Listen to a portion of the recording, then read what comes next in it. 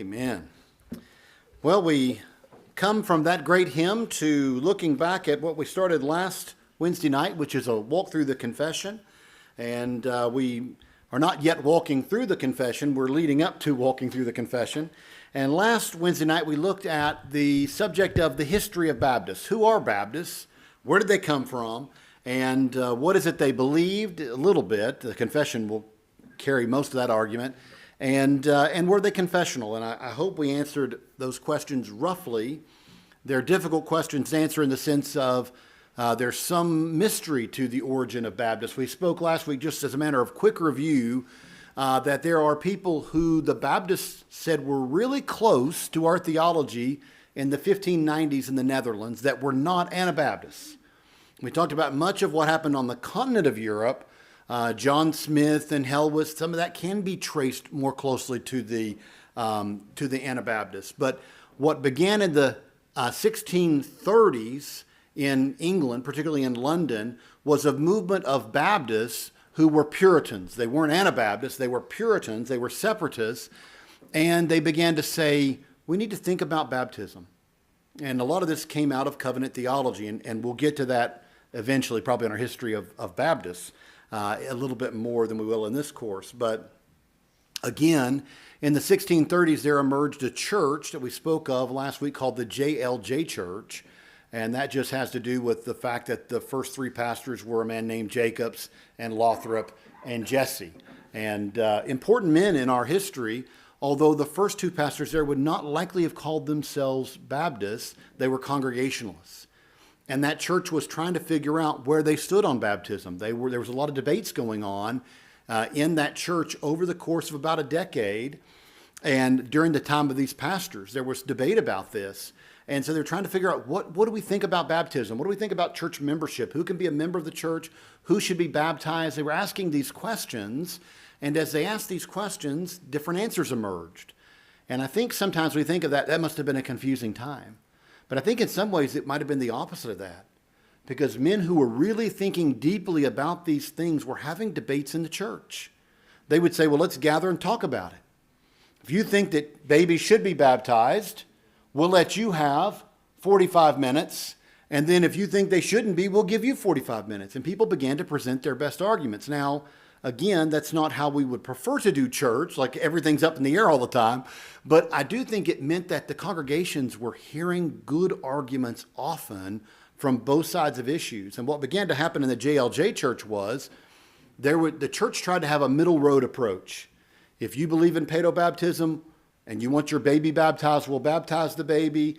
If you don't believe in that and you want your adult children baptized, whatever it is, we'll do that. It was a middle road church, and I've known of some other churches that have tried that in our modern age, and I don't know of a single one that it actually ended up working. But and it didn't work well there either, because over time what would happen is people who were strongly convicted that the Bible argues for believers' baptism said, I just can't be a part of a church that baptizes babies. I don't think it's scriptural.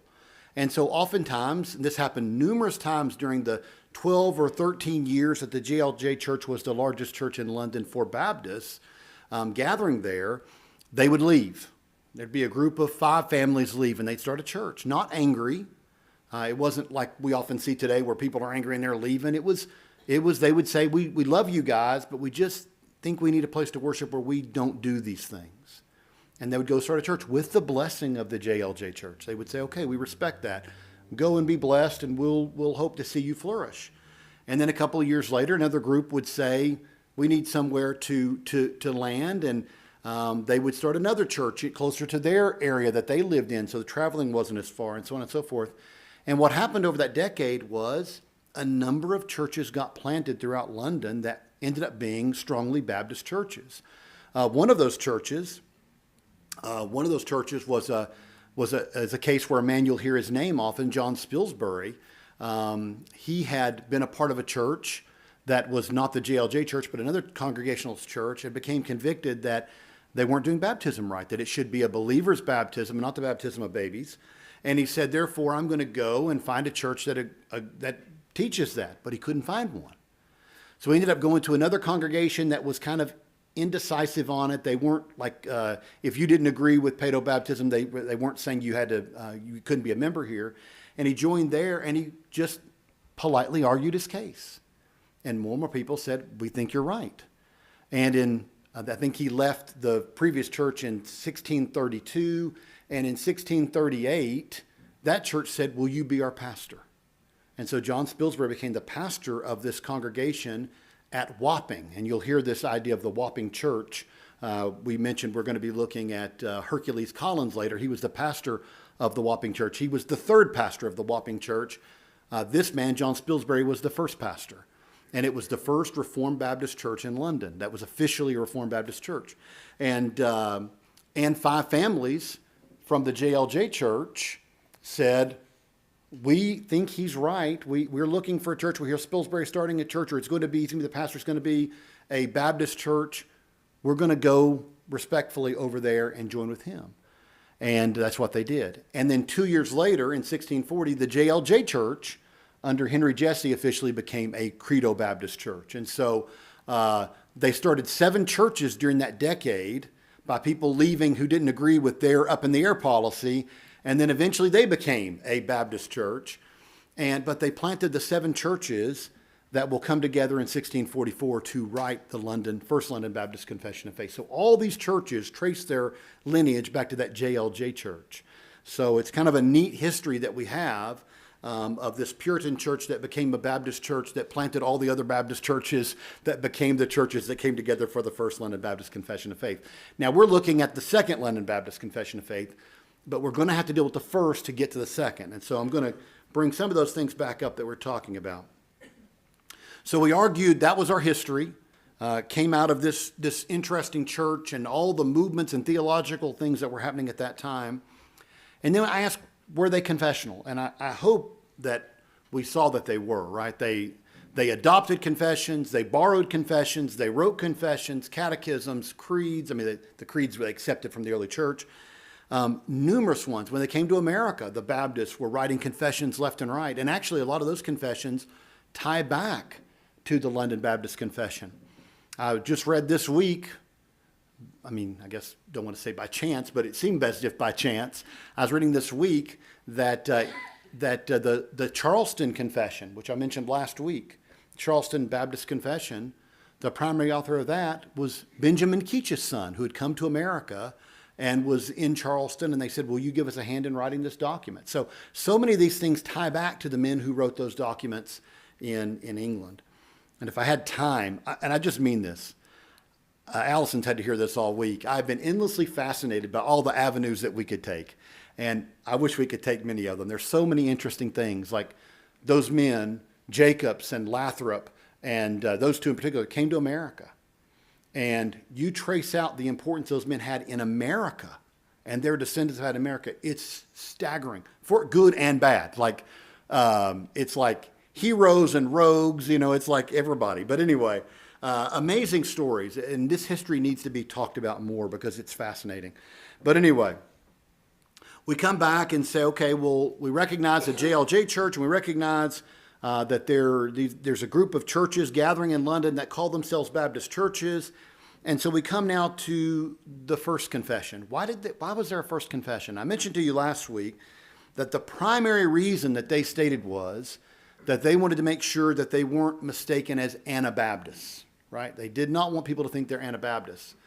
Now, Anabaptists, and you can understand why this happened, Anabaptists were everywhere, and Anabaptist simply means to be baptized again. And what were the Baptists saying? If you were baptized as a baby, you need to be baptized again as a profession of faith, right? You need to profess your faith and you need to be baptized again. And so people are saying, these are these Anabaptists again. And I think I mentioned last week, I'm going to just say it real quick in case I didn't, because it is really important. Anabaptists had a terrible reputation across the continental Europe because at Munster there had been a rebellion. I think we talked about that last week, didn't we?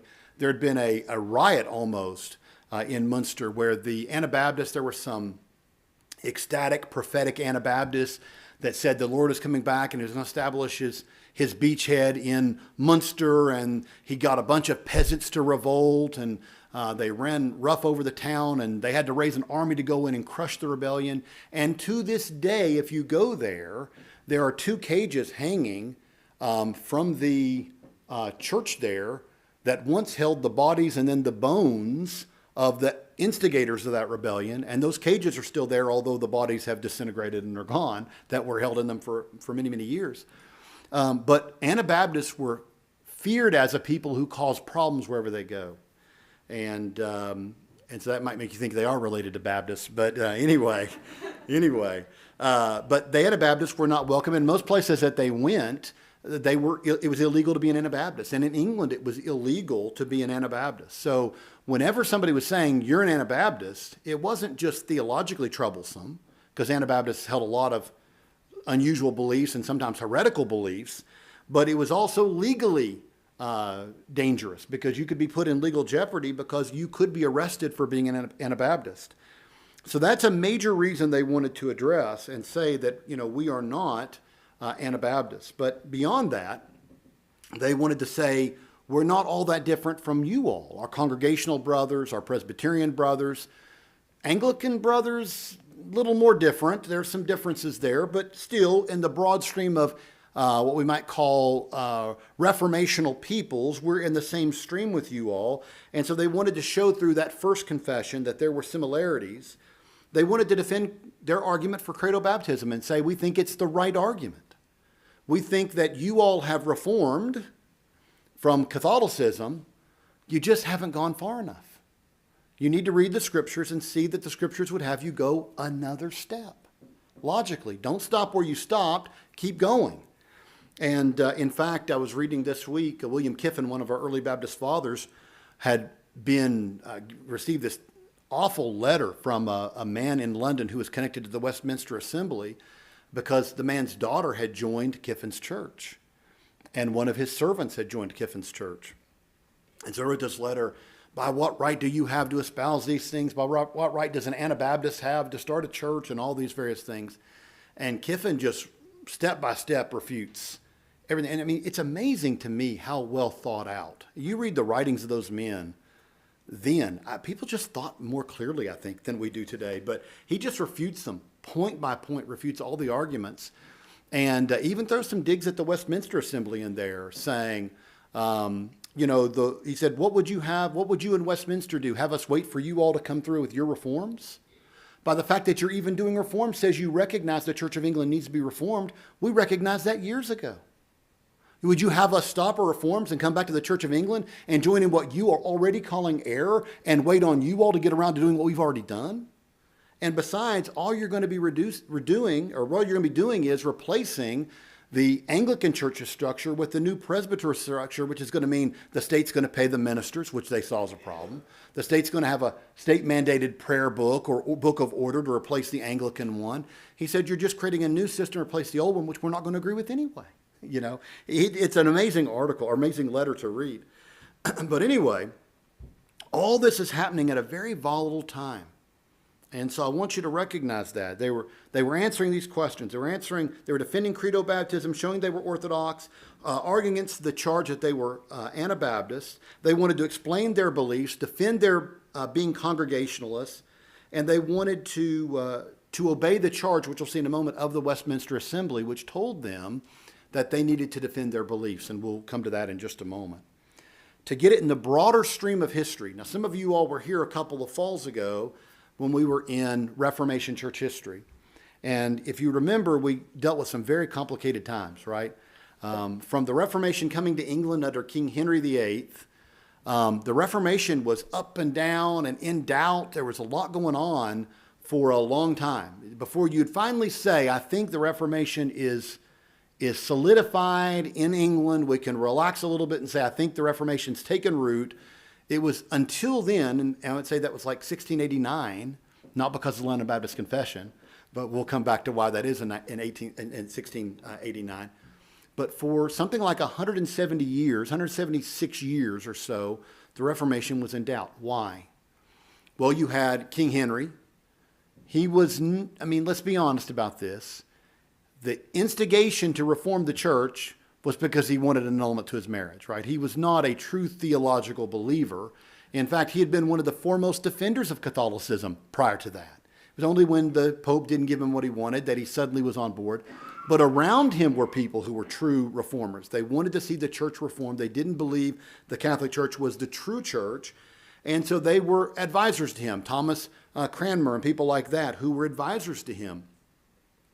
And so you may remember after he dies, his son Edward takes the helm. He's a well-educated and solid reformer, but he's also a sickly child. And he doesn't live long. And then it's like, well, who's next in line? Oh, it's Mary, right? Mary, a devout Catholic. And so you may remember they tried to put Lady Jane Grey on the throne. The nobles didn't get behind it. She's arrested, taken off the throne. She's eventually executed. Mary goes to the throne, and now there's a great persecution against the evangelical church, or the Church of the Reformation, the Anglican Church, and the people who pushed for it. She has many people killed, burned at the stake, imprisoned, etc. And then she dies. And Elizabeth comes to the throne, and Elizabeth is very pragmatic, and Elizabeth is very brilliant, right? That's one thing you can say about Elizabeth I. That woman was strategic. And she realized the best way to consolidate power was to have an Anglican church that she's the head of. And so that's what she did. She instituted back to the Anglican Church, and she was the head of the Anglican Church. And so things were okay. I mean, you had some level of, it wasn't Catholic worship. Most of the Puritans were not happy during Elizabeth's reign either. But all this leads to the end of Elizabeth and the coming of King James. And the Puritans are like, hooray, hallelujah. King James will be our savior. He's grown up in Scotland with Puritan and, with Presbyterian tutors. He's going to come in and he's going to purify the church. He's going to get us where we need to go. And James had no interest in that. James came in, said from the very beginning at the Hampton Accords, nope, we need structure, we need power. His famous quote, no bishops, no king, right? So he wanted the church structure, and he wanted to increase the power of the monarchy. He felt it had been waning, and he wanted it solidified. And so James comes in. Eventually he dies. His son Charles I takes the throne, and Charles is even more Catholic. So people worried that James had been Catholic. Charles was tending toward Catholicism. And so again, there's a drive to oppose Charles. Charles doesn't like it. Charles basically says, I need all these powers as king. He starts to levy taxes, which by that time he had no authority to do. That was the Parliament's right to do. So Parliament reminds him of that. It's illegal. He dissolves Parliament and ruled the country by himself for 11 years until he was in a war with Scotland, and he couldn't raise funding. He had a lot of little ways that were not technically legal for him to raise money. He would create little things he called fees, not taxes, things like this. Our governments love to do this kind of thing, you know. And so he got away with it, but there was not enough money to be raised that way to wage war, and he needed to wage war against Scotland. And he thought, what unites a nation, and even people who don't like you, like war, right? War unites people, and Scotland has stepped across the line, and therefore I'll call Parliament back. They'll be like, yes, we've got to put down Scotland, and we'll raise the funds for you. You just tell us what taxes you want. Only that isn't at all what happened. Parliament came back in and basically said, we kind of agree with the Scots. And if you're going to raise taxes, here's the concessions you're going to have to give us. And they started putting all their demands on paper. And, you know, King Charles was like, I've ruled for 11 years without Parliament. I don't need you all. And so he dissolved them very quickly. It's called the Short Parliament. Some of you may remember that from Reformation history, the Short Parliament. But he couldn't raise money. And so he had to call another Parliament. He thought, this next Parliament will see how I dealt with the first Parliament, and they'll come in and they'll be more reasonable. And so they're even worse for him. Like, they're even more outraged that he dissolved Parliament. They won't give him what he wants. They put all these demands in place. And what happens is he decides, I mean, I'm giving shorthand history. If you're here a couple of years ago, you'll know the longer hand history.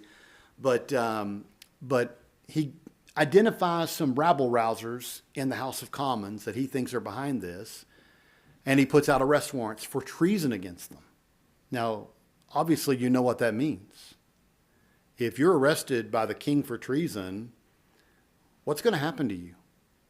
You're going to be killed, right? No doubt about it. You're going to be taken to a court that is not a public court, like the Star Chamber. Many of you may probably have heard of the Star Chamber before. That was a court that had been established under the king. And it was a court that was like, some people are so famous, so influential, they can't be tried in a common court because commoners see these people and ooh and all over them, and they can never convict them even when they should be convicted. So the king said, we need a court where lords and people of import that I appoint can try those cases in secret. The Star Chamber. And anyway, Charles began to make much use of it. And William Laud, the Archbishop of Canterbury, who was an enemy of the reformers, they started pulling people in on, just phony charges and convicting them and putting them in prison. The only thing they could not do is execute them. They could not execute them without Parliament's consent. But they were arresting ministers, putting them in these secret trials, throwing them in jail. And now he wants to take these people and say, we're going to convict them of treason in the Star Chamber, and then we are going to execute them with or without Parliament because they're rabble-rousers and they're traitors. So those men flee, and King Charles brings 400 troops into the House of Commons. Has never happened before, has never happened since. And you talk about the greatest backfire that you can imagine. His defenders were outraged. How dare he bring soldiers into the House of Commons? This has never been done before. And so that day, he turned what was maybe a minority of people that were really angry with him into the overwhelming majority. It got so bad he had to flee London, and this is the beginning of the English Civil War. Parliament raises its own army and goes to war against the Royalist army. Now, why is all this important? The king's gone. I mean, there's wars going on, but he's out of London. He's out of central life of the country. And now there is Parliament running the country. And they're mostly friendly with the reformers. They're mostly coming from Presbyterian and congregational backgrounds, not so much Baptist backgrounds, but congregational and Presbyterian backgrounds. And very quickly they began to say, we need to think about how we can reform the Church of England. It's been a big problem. It's been in the pocket of the king. We need something more like what they have in Scotland. That Presbyterian system seems to work in Scotland. We need something more like that. And so Parliament called an assembly called the Westminster Assembly. It was an interesting assembly, and we could do a class just on that assembly, and it would be worth doing. But just to give you the shorthand, 2 representatives from every district of England and Wales were selected, and each district selected its own representatives. Usually it would be a clergyman, a theologian, somebody like that, and a political leader. And the House of Commons selected a few, the House of Lords selected a few, and anyway, I can't remember the exact number of people, but it was a considerable number of representatives.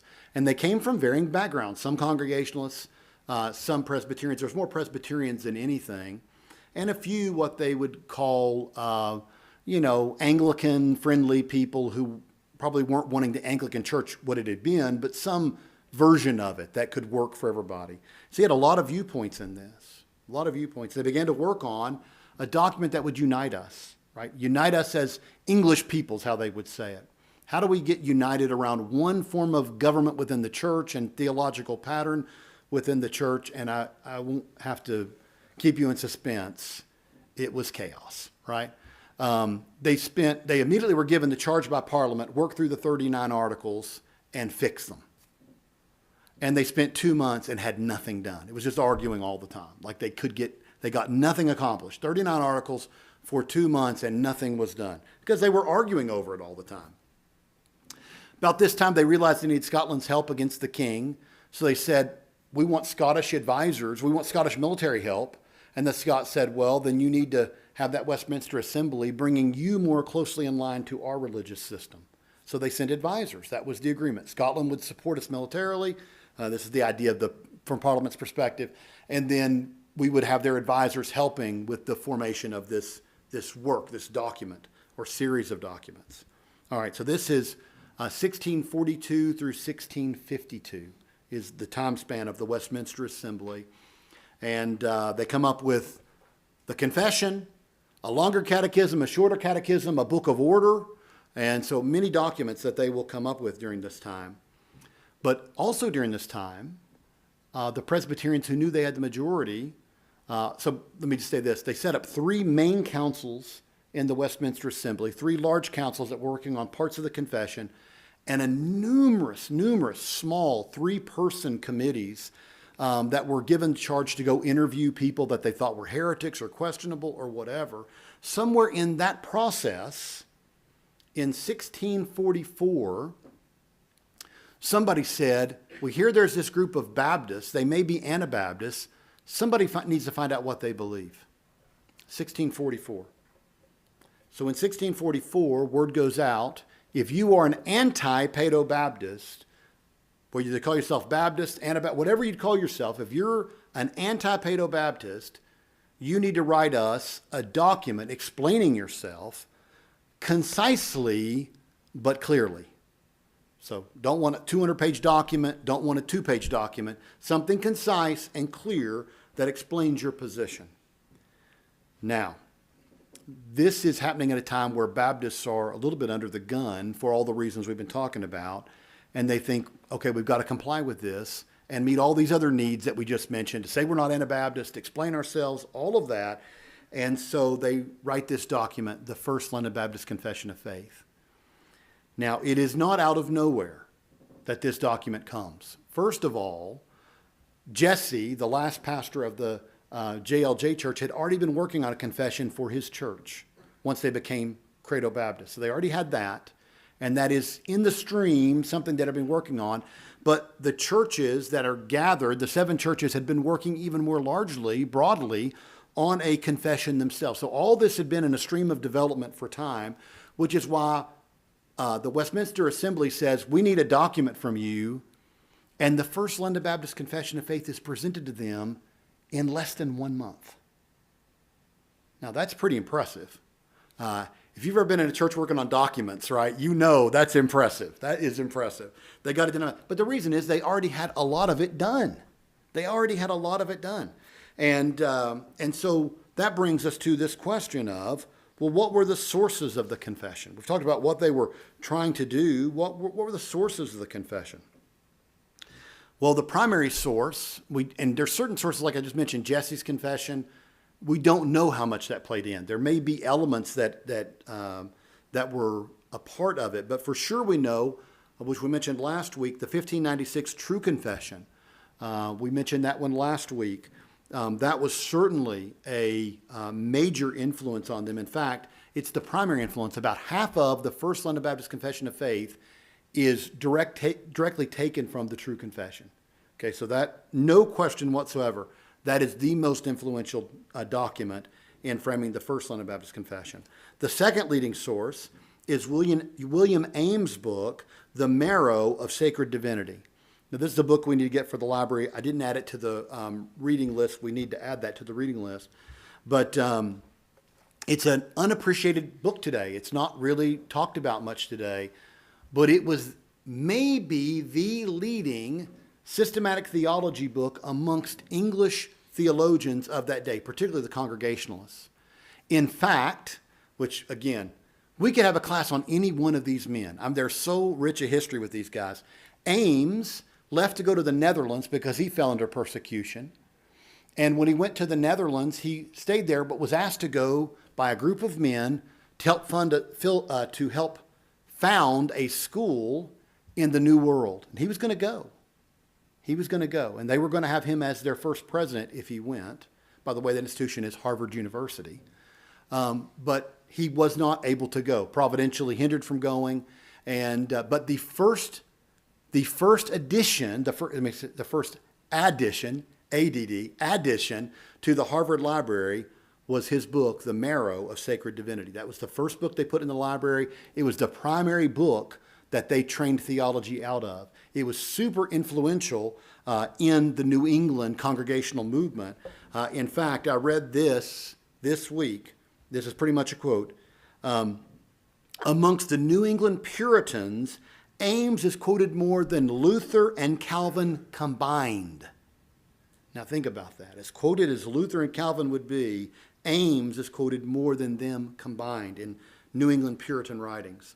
And so again, major influence on the Congregationalists of the New World, but also of the Old World. The Congregationalists are reading this as a textbook on theology. So it's the second most used source of the sources that they were using in writing this document.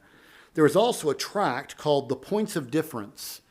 I mentioned to you earlier the congregation in the Netherlands that produced the True Confession. They wrote a letter to the King of England, to King James, expressing, so Henry Ainsworth would again be probably the primary writer of this document, expressing their differences with the Church of England. In other words, as Congregationalists, here's our objection to Anglicanism. And that document is called The Points of Difference, and they borrowed heavily some of their reasoning for Congregationalism from that document in the 1644 First London Baptist Confession of Faith. And then lastly, and here's another avenue we could go down at length. I'm going to try to keep myself from doing this. But the last document was a discourse tending to prove baptism by a man with a great name, Praise God Barebone. That was his name. And he had a brother, history tells us. This is true. You can look this up. I think even Wikipedia records this. That he had, I think it says it's debated whether it was his son's name or his brother's name, but I was looking at this. It looks like most people think it was his brother's name. It's like one of those Isaiah names, like quick to the plunder, quick to the spoil, this kind of names. His brother's name was, I'm going to forget it now, but it was something like, unless Christ died for your sins, you are damned to hell, Barebone. That was his brother's name. And so anyway, I'm just telling you, these are interesting names. It was a different time. Anyway, so what you see here is this man named Praise God Barebone was a friend of the Baptists, but he wasn't a Baptist. Now this is interesting. He spent many years as a member of the JLJ Church. So he's right along many of the people who became Baptists.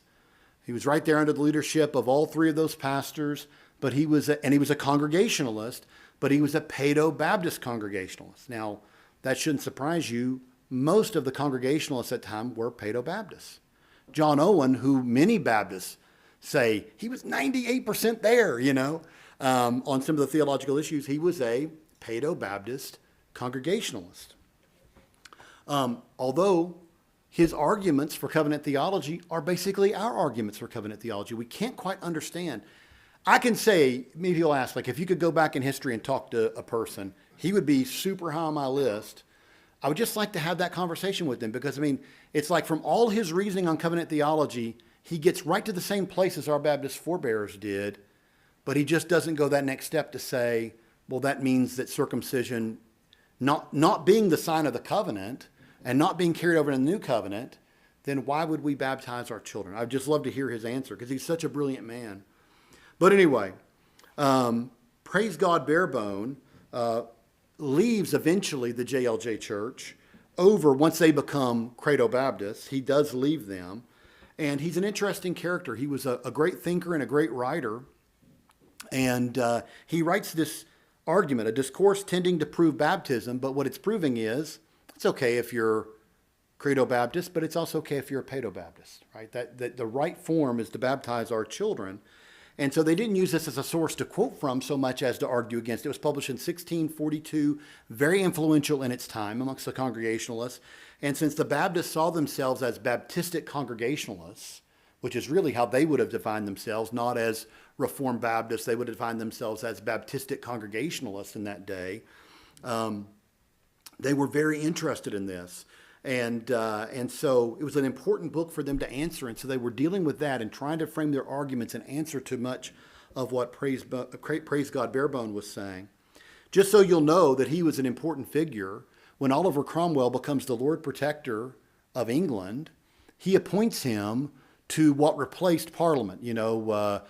Cromwell got aggravated with Parliament too and created a council, a large council, and he made Praise God Barebone one of the two representatives of London in what replaced Parliament.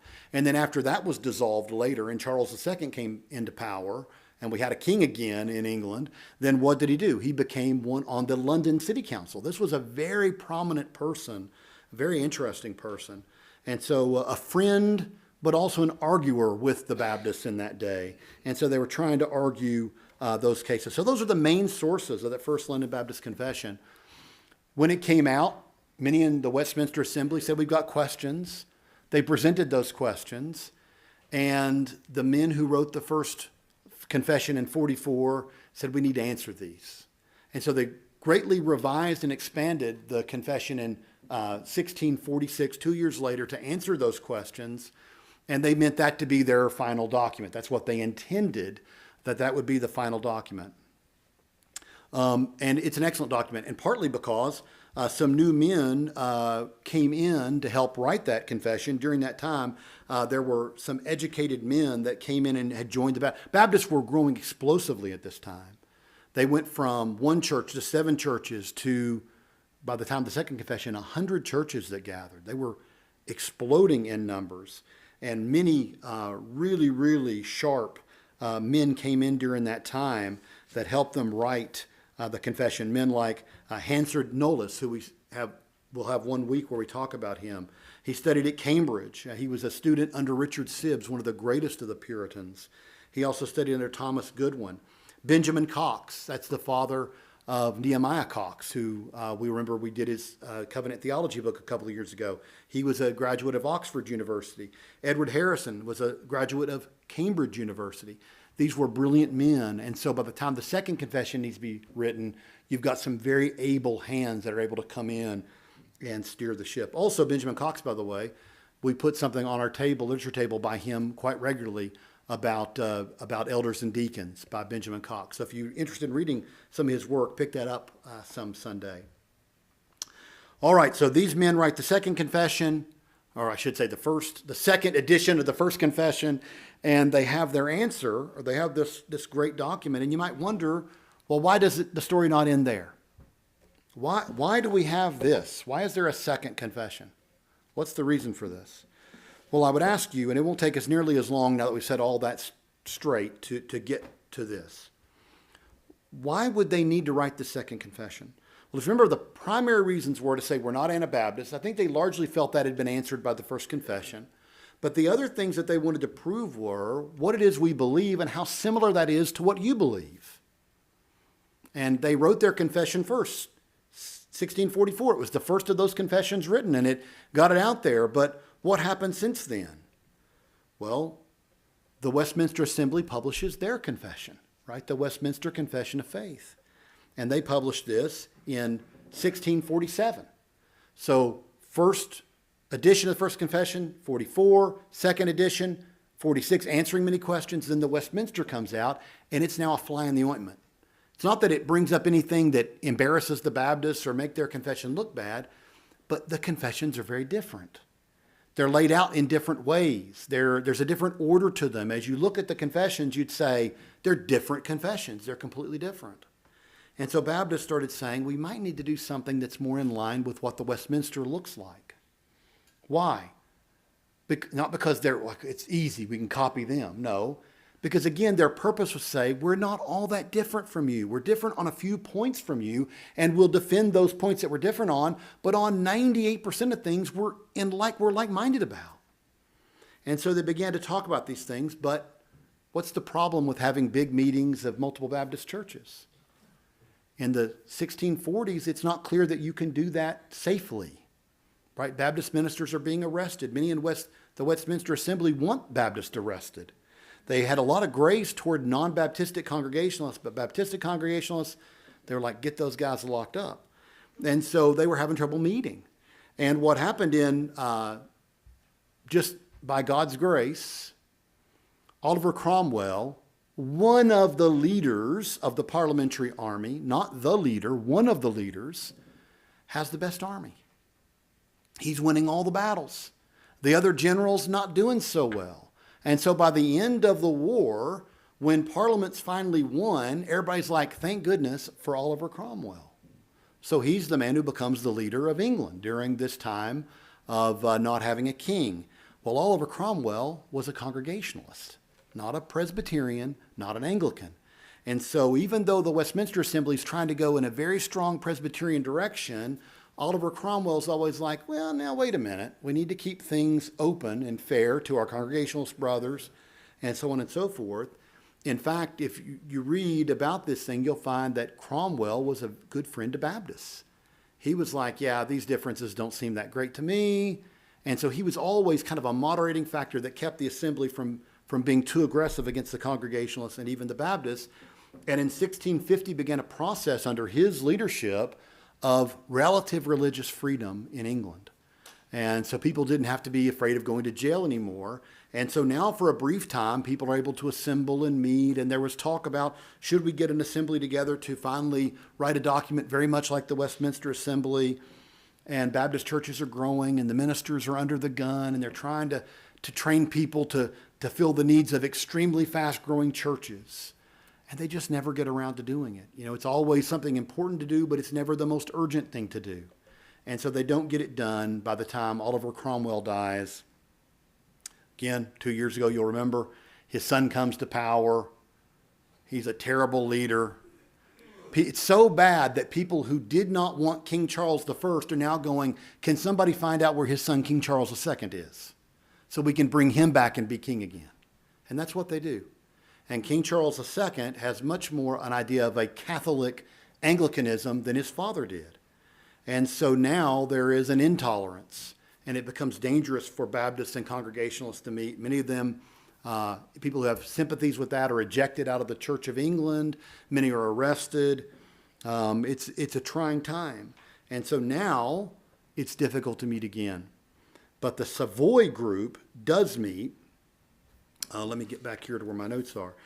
They meet in 1658. So this is about 11 years after the meeting of the Westminster group, the Savoy. This is a body of Congregationalists get together to say, you know what we're going to do?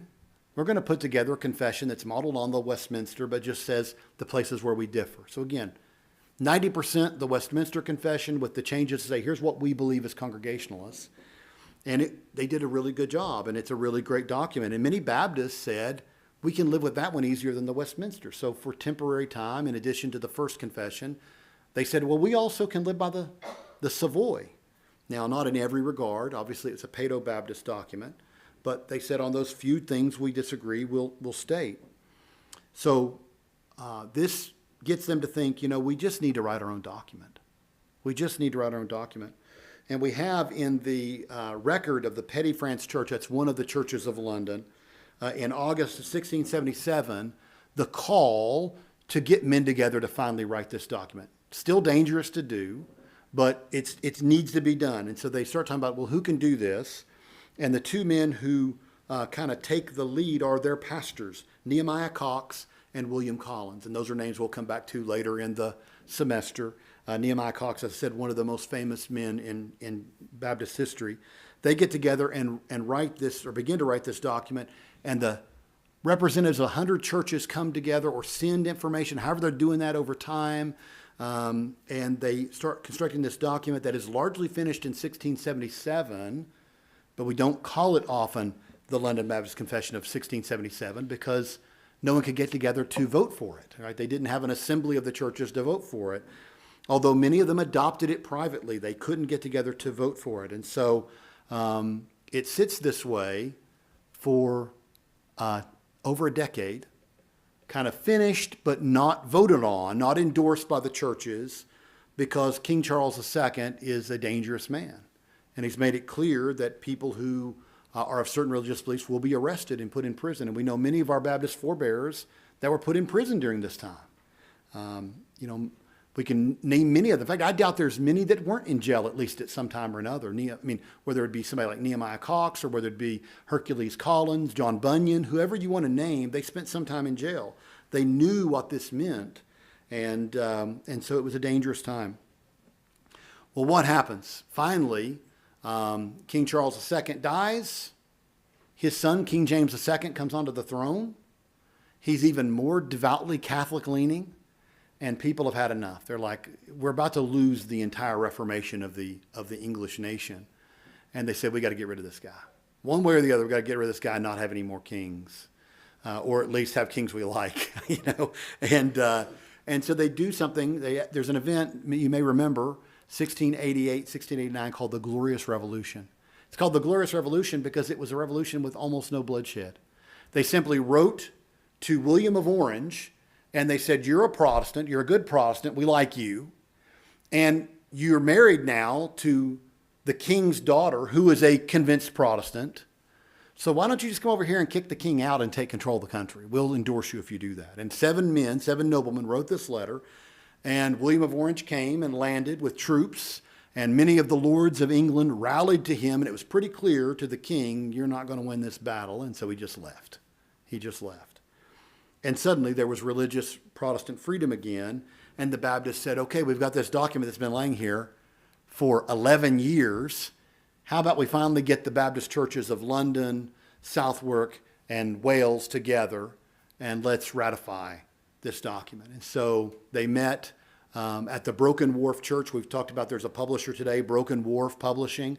That's in honor of our Baptist forefathers and where they gathered to do this document. They gathered at the Broken Wharf Church, and they endorsed this document. There was a little bit of a time of debate and arguing, and that Baptistic appendix was worked out and added in.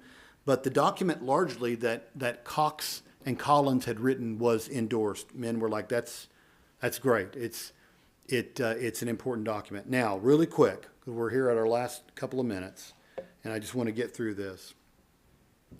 What were the sources that they used? I already mentioned this a little bit, but I want to just make it clear. It's important. This comes from James Renahan's list, by the way.